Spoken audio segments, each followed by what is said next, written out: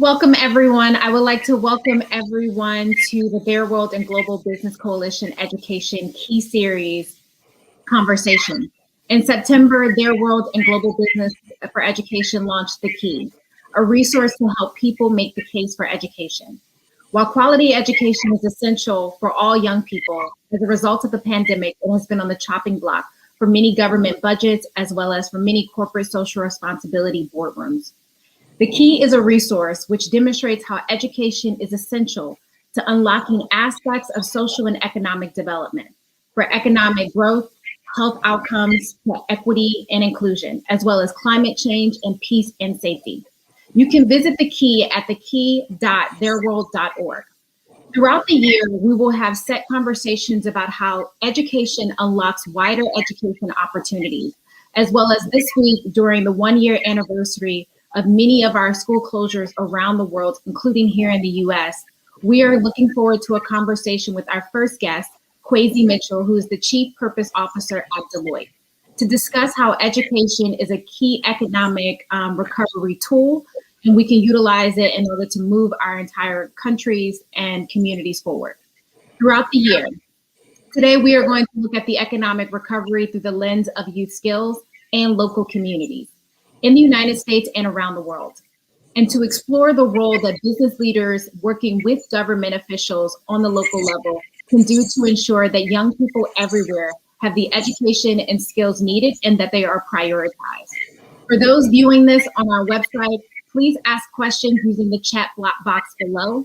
And for those viewing this on other streaming platforms, don't worry. You can also ask questions by tweeting at Their World or at BBC Education.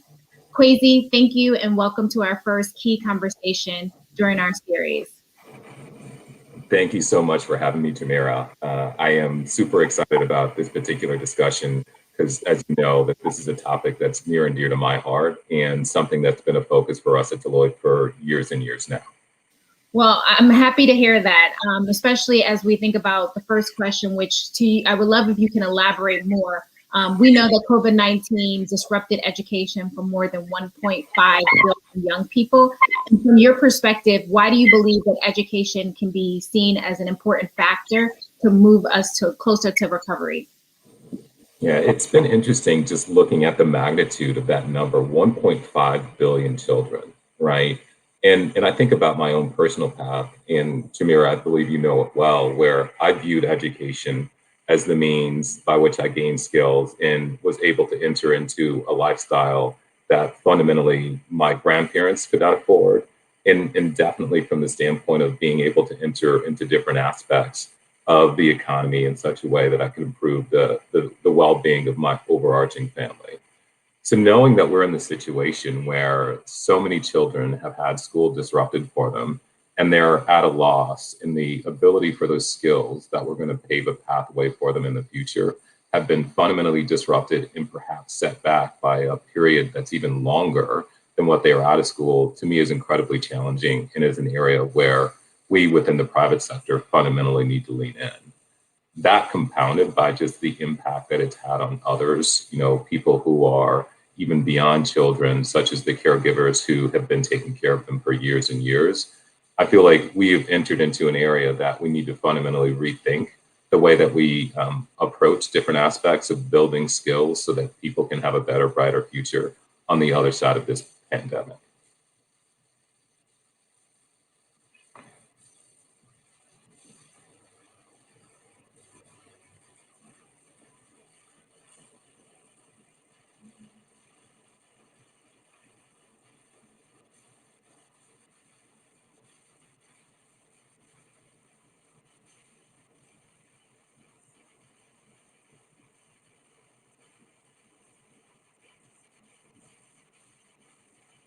And Jamira, if you don't mind repeating yourself, I believe you might be on mute. Yeah, I'm sorry for that. My connection is a little slow. As you know, young people are facing additional obstacles beyond just being out of the classroom. Many of them are graduating during remote working and lockdown. So I'm curious if you can go talk a little bit more about what are the biggest barriers to opportunities for young people to gain those necessary skills to enter the workforce during this recovery stage. Yeah, it's a few things with respect to barriers, right? From my standpoint, when we think about how we approach different aspects of education and workforce development, which is one of our core pillars within my role as chief purpose officer within the firm, there's a variety of things that have really been exacerbated by what's taken place due to the pandemic. And for me, where we would like to see people focus, and I think that are really critical, it's just the pace of change associated with careers and professions continues to accelerate. So I'm concerned in particular that we all need to focus on careers that are going to be outdated due to automation, which has continued to progress during the pandemic, even though children in many instances have not been learning about those specific skills in a equitable fashion. I'm also really thoughtful with respect to the way that organizations are thinking about retraining their incumbent workers. So to me, this is the other thing that's really focused, should be a focal point for improving skills of potentially underemployed professionals or professionals who have not developed some of the skills of the future, let's say. As we think about, we listen to so many employers talk about the availability of staff and really the talent that they're trying to bring into an organization. My first response is look within your own walls and figure out what's the way that we can reskill and upskill professionals such that they have a path towards jobs of the future rather than having people's skills stagnate and fundamentally not participate in the economy that will evolve over the next 20 years. That's a really great point. The folks should start looking internally within their own organization before they try to, work externally with local governments. See what works first within your own walls, and then expand that hopefully to the larger community. In that same vein, why should we prioritize youth skills in this recovery? And are there key skills that we should be looking at to addressing this both here in the United States and around the world? Yeah, I think youth skills and the focus on it that needs to remain prevalent. It's just if you think about opportunity youth, right? And I've seen estimates as there's anything between 4.5 to 4.6 million opportunity youth in the U.S. That to me is just this huge untapped potential, right? Like it's economic growth, it's futures for people, it's providing opportunities that like we literally can't overlook almost 5 million people who don't have the same access to the economy in such a way that might befit not only their talents, but their lifelong aspirations. And in particular, when you think about communities of color, right? Like we all have seen, unemployment statistics for years have highlighted that African Americans are twice as likely to be unemployed as their Caucasian counterparts. And fundamentally, what I think has been interesting recently is just the sheer economic gains that we could have as a country if we had opportunity youth fully engaged. So that being said, like it's got to remain a focal point for us because I am concerned that those numbers could grow coming out of this pandemic and based upon the absence of time that people have spent in school developing new skills if we aren't careful and thoughtful. Yeah, I agree. This pandemic has only exacerbated the already existing inequalities, particularly for communities of color. And so, as I've already always said in these conversations, that education isn't the silver bullet, but it can be a bridge for those who are already facing these inequalities to kind of move out of that stage in their lives. And so, I'm curious for you, who in the position that you're in as a leader within this field. I know there's a number of young people who are tuning in, trying to figure out how they themselves can get involved in the process, as well as for the business leaders who are tuning in. How can young people be more actively, how can they actively participate in initiatives to advance their own skills development during this recovery stage? Yeah, in Jamira, it's a great question, and it's also something that I've seen many organizations and coalitions be more thoughtful about building within the future. Right. For example, within Deloitte, we are part of a coalition called 110, which is focused on employing over 1 million Black professionals within the next 10 years, with a particular focus on people who do not have 4-year degrees. So I think for people who are looking to participate, there are coalitions and organizations of this nature that are focused on upskilling, being talent providers, and providing both the hard and soft skills for the opportunity to participate in new careers and new pathways towards economic security. And the other thing I would say for employers, I've been given hope by the sheer number of not only efforts such as 110, but also many large alliance partners that we have who are technology providers who are focused on things such as certifications that are based upon skills that'll lead to gainful employment. So I would say to employers, investigate those. Look at your supply chain, look at your suppliers. Many of them are doing interesting things that are focused on reskilling and upskilling people who have by and large been left out of different opportunities in the economy and the pathways that we're talking about for going forward. They could be tremendous, tremendous opportunities in the future. I like that. There's a role that everyone can play, and it doesn't always have to be writing a check, right? You actually have the internal knowledge that can really shift the way people do local education, as well as creating initiatives and programs for people to gain those new skills.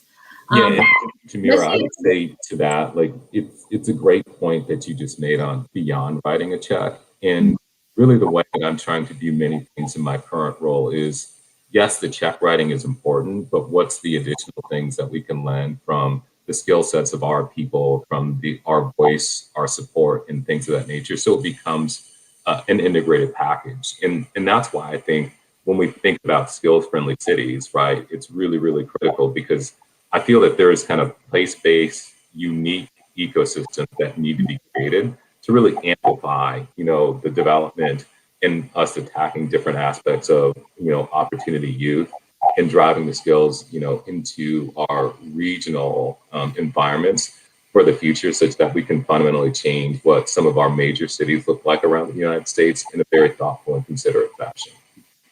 That's a really great point. And it's a much more, I think it creates the environment for more of a sustainable engagement versus writing this check and then walking away, right? You now feel a much more responsibility to be involved in the long-term implications of what that work could look like. And, here at GBC Education, we always believe in bringing unlikely suspects and co-collaborators together, from government to business to young people. And, as we think about the role of business and young people, I also want to think about what are the roles of local governments and how can local governments work in collaboration to build meaningful partnerships with the private sector, primarily as employees or as well as like through the corporate layer, in order to be able to create and cultivate these new innovative ideas.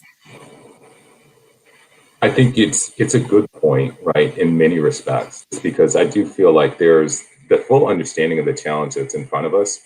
The private sector doesn't have all into its own, right? And I believe that collaboration, the convening that you all have done, right, by pulling in unlikely participants and expanding that particular pool so that local governments can articulate in the fashion such that the private sector can understand ways that they can lean in and support is really key. And for me, it's as simple as the first step being dialogue, right? To understand the true nature and extent of the challenges, because there's so many things that fundamentally, I feel without that framing and that data and that knowledge that local governments brings, the private sector just fundamentally won't be able to lean in a way that'll truly be as creative and value add as it potentially could be.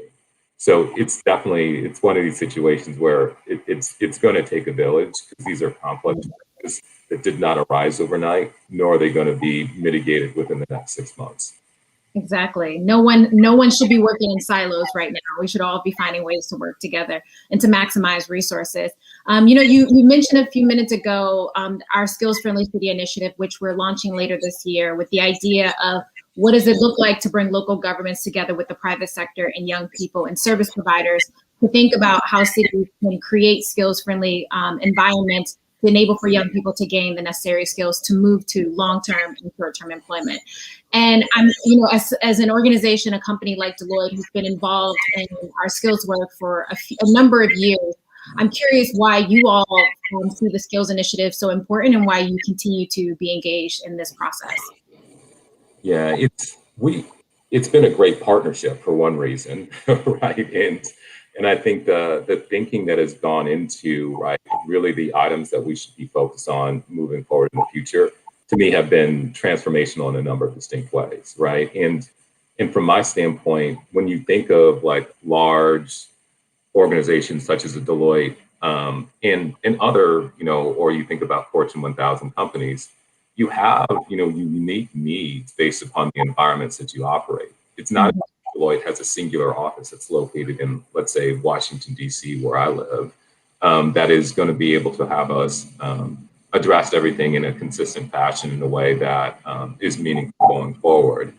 And so what's really key, particularly from the notion of skills for those cities, that I've always latched onto and loved is thinking about specific needs within the environment with local government to bring the best and brightest solutions to address some of these major challenges that we're discussing in such a way that it is tailored to the community in which we live. And really, we can be in a position where we move forward. So that to me is one of the things that I love. And it's been a very, very incredible like partnership that we've had with you talking about this particular topic from some eminence that we developed, several years ago that continues to advance. Yeah, and I think one thing I've always appreciated about the partnership between Deloitte and GBC Education is this idea is that it's not just the nice thing to do as a business model, it's actually the smart thing to do. If we are thinking long-term implications about who is going to be applying for these jobs, who are going to be consumers of the products and resources we create, it actually makes sense to make that investment early on than trying to rebuild or refill a much older and more, a much older generation. So I really appreciate that. Um, and I just want to remind those who are tuning in and are listening in from wherever you are around the world, you can still remember to ask questions, either if you're watching this on our website in the box listed below, or you can tweet at Their World or at GBC Education to ask your question to Kwesi or myself. And so I want to dive into the next question because we talked a little bit about skills. We talked a little bit about the private sector.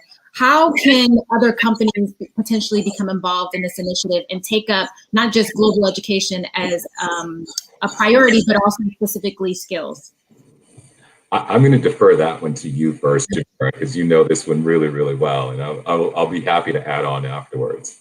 No, that's a great. I appreciate that. And what I will say is, I'm always looking forward to telling companies what they should be doing, both with their money and their talent and technology. But more importantly, we mentioned in the beginning of this conversation that 1.5 billion young people were impacted by the school closures and COVID-19. And the harsh reality is that COVID-19, again, only exacerbated what we knew to be true, is that millions of young people are still out of school.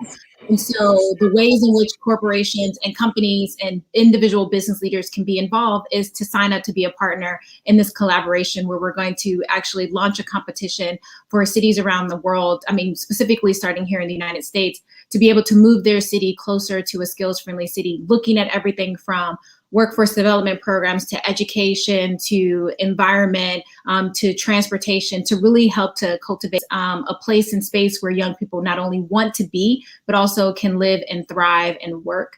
And so if you want to learn more information about ways to get involved, Deloitte has been one of our biggest supporters from the very beginning. You can definitely reach out to us at theirworld.org, or you can go to the GBC Education website.org. And then you can reach me on social media platforms at Jamira Burley. But I'm going to turn it back over to you, Kwesi, and see if you have any more insight for how businesses can be involved. Well, the interesting thing about the approach is I do love the idea of a competition that's worked in collaborations with cities, because I feel like it leads to innovation. And that has been a consistent drumbeat through a number of different efforts that have been focused on like innovation on major challenges that take place with respect to cities. The other thing that I really enjoy more so than anything else is that we need to come together as ecosystems, right? Like we need to come together in collaborations, which is why I think that this is very important, because it's a challenge that is so complex that I don't think that we should be trying to do it alone. And so, as Jamir was saying, being able to be part of a collaborative such that we are discussing things as to what's unique with respect to different cities, how we share the knowledge that we've gained individually as corporations, how we're thinking about talent strategies, how we're thinking about reskilling, that collective perspective brought together through a coalition of this nature is where I think that the true value is going to come from and allow us to generate solutions that individually would take us years to develop all into our own. Thank you for that. And one final question before I turn it over to the audience questions. And, this more so for our young audience that is listening in, because you have the huge responsibility of a very new area of work for Deloitte. And I would love to hear you talk a little bit more about on your kind of portfolio of work, but also if you can give a piece of advice to any of the young people, the activists who are tuning in, about how they themselves can champion and fight for more opportunities for not only themselves, but for their peers around the world. Yeah, and thank you for the opportunity to speak about it. I'm incredibly excited about the role that I've assumed within the corporation as our first chief purpose officer. And what that means in many respects is holding ourselves accountable with respect to a number of key commitments that we've made around things such as education and workforce development, diversity, equity, and inclusion, in climate change and sustainability, to name a few. Like all three of them, I think, seminal challenges and opportunities for us to change the world in our time. And so within the auspices of my particular role, it's thinking through, how do we engage our people? How do we support our communities? What are things that we need to do internally to create a more equitable environment? And ultimately, how do we collaborate with many of our clients and peers more broadly on such like large topics of this nature? In Jameer, it's funny because we talk about developing new skills and like the transformation associated with like the workforce going on right now. My job didn't exist 3 years ago, right? And so aspects of the evolution that's taking place that you can see not only within our workforce, but C-suite as well, I think is really fascinating. And for all of the youth who are thinking through or having discussions associated with how to move forward in the current times, as you put it just a moment ago, I have always thought about it like this is what I love about thinking about things from a skills perspective, is that each and every year we should be developing new skills to drive forward towards opportunities within the future. And so for those who are remaining active and are thinking about the addition of skills themselves, please do so, be creative. And I think that it propels you towards substantial heights in the future. For activists that want to make sure that people don't forget that this is something that's critical, continue to use your voice, because corporate America is listening, right? Like, make no mistake, like the creation of my role, and as I'm seeing across a number of other companies, is because we do hear you, we are listening. So continue to use that voice because it is powerful. Yeah, that is so true. Like your point about your role being created, I think we've seen a number of companies really step up and utilize their political capital, financial capital to push back. And let's be honest, they have oftentimes the air of politicians in ways that individual activists don't. But there's still something to be learned about working in collaboration with them. On that note, one of the questions that we got from the audience is the idea around what are the soft skills that are important for the recovery. But I want to expand that a little bit more because, the work that you're doing, the work that many of our young people are doing around the world, advocating for opportunities for skills, are not the most technical skills, right? Oftentimes they are very soft skills that we've long since stopped teaching in the classroom, everything from problem solving to critical thinking to leadership development. And so based on the question that we got, I'm curious, what has been some of the soft skills that have been really important to your own personal professional development that we should consider continue to promote as a priority for skills education? Yeah, it's always interesting how we always come back to soft skills, right? And even for people who go down particularly strong technical paths, like their elevation within an organization, their growth frequently ties back to soft skills as well. So for me, it's always been communication, without a doubt, right? Agility from the standpoint of interest and ability to learn new things, and ultimately resilience in many respects, right? Like, because we will all have setbacks in some way, shape, or form, or we end up midway through our career, or we're youth who are coming out of college and or their studies and they're hit by a pandemic, right? So that aspect of resilience is just key. It's been interesting. We talk about it in the terms of Deloitte as like enduring human capabilities, like rather than soft skills, like just fundamentally things that, regardless of the role that you hold or how you position yourself, there's certain things that fundamentally translate from career to career and position to position. And that being said, those are some of the items that have been critical for me that I fundamentally think are going to be vital going forward as we think about this year changes with respect to economy and also the opportunities for career pathways in the future. Yes, young people are some of our most endearing and enduring individuals living on this world because they're dealing with circumstances that are oftentimes not of their own making, but yet they continue to show up and show out. So I think to your point, resilience is hugely underrated and should be a priority as we think about building the next generation of leaders.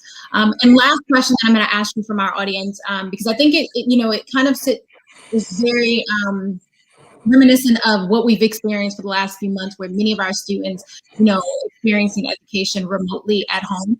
Do you think that what is the role of colleges and universities, considering how the transition has gone from people are now questioning whether or not the value is still there for folks to attend colleges and universities? And do you think that they have a role to play in this initiative? Yeah, I definitely think that colleges and universities have a role to play in this initiative. I definitely cannot speak to, I'm the wrong person to ask about the value of a college education, especially since, Jamir, like you know, I'm a PhD chemist by training and have an MBA. So I spent way too long in school to turn around right now and tell people they shouldn't invest in school, right? But I do think that the transformation associated with delivery of services and meeting people where they're at and understanding some of the fundamental challenges with respect to kind of the value that's being provided is a worthwhile conversation to have and for colleges and universities to be engaged in this overarching discussion right now. And ultimately, I think there's just aspects of equity here, right? Fundamentally, like as we think about how different aspects of learning are delivered into whom, what specific opportunities people have based coming out of that. And so if we're not thoughtful, I do think that this is an area that we could have some potential gaps in the future that will take us years and years to fix, which I would prefer for us not to be in by just engaging colleges and universities early. Yeah, that's a great point. When we first started working with Deloitte a few years ago, I think one of your researchers made a really great point about the idea of if we look at the iPhone and how over the last 10 years, there's been almost more than a dozen iPhones that have come out. But if we do that same timeline with education, even over the last 100 years, we know it has not transcended to meet the demands of technology, let alone the demands of society. And so we almost have to think about how do we reform education at every level of youth engagement and not just prior to college, right? So I agree, there's a huge role that universities can play, not only in regards to access, but also to what they're teaching and how they're enabling for those skills to meet the demands of the real world once students actually graduate from the classroom. So that's a really great point. And last but not least, we have one more question from Actually, I think that is it. You've answered all of these questions. With that being said, I really want to thank you, Kwesi, for joining us for this first conversation and to see if you have any final thoughts as we close out before I end with our closing remarks. No, the only additional item that I was going to add is just I do think that this is one of the seminal challenges of our time, right? And we talk about things, and I think that people understand climate change. I think people understand so many other things that are reshaping our world in a lot of different ways. If we are not thoughtful, right, if we are not careful, I just don't want to see that number of opportunity youth continue to grow because we're fundamentally denying pathways for people for sustaining careers for them and their families in the future. So I can't stress the importance enough and the great work that you're doing. Awesome. Thank you so much, Kwesi, and I hope you enjoy the rest of your day. Thank you to everyone for participating in our first Key Conversation Series events. And our next conversation will take place in April around World Earth Day to focus on education as a key to unlocking climate action. As many of you know, G7 will be taking place this year in the United Kingdom, and we will continue to beat the drum to ensure education is a central pillar to the global pandemic economic recovery efforts. For updates about our work, please visit theirworld.org and sign up for our newsletter. And to stay up to date on how business community can do more to support education, all you have to do is sign up for updates at gbceducation.org for more information. You can tweet at us and continue to follow along. For more information about how to make the case for education, visit thekey.education.org and be sure to follow us online. We look forward to our next conversation and including you in the process as we move young people closer and closer to having the skills and resources that they need to reach their full potential. Stay on to learn more about the Key. We're going to play a short video where you all can engage more with this resource and utilize it in your everyday work. So enjoy the rest of your day, and we look forward to connecting soon.